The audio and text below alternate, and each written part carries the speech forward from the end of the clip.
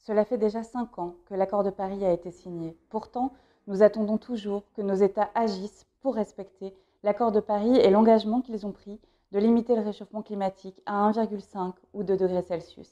Partout, le réchauffement climatique s'accélère et il entraîne la violation des droits fondamentaux d'un nombre croissant de personnes.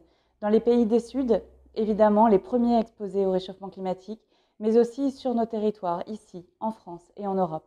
Après la décision de la Cour suprême néerlandaise dans l'affaire Urgenda, après la première décision du Conseil d'État dans l'affaire Grande-Synthe contre France pour inaction climatique, la Cour européenne des droits humains vient d'accepter de traiter en urgence la plainte de 6 jeunes Portugaises et Portugais pour inaction climatique face à 103 États membres de l'Europe.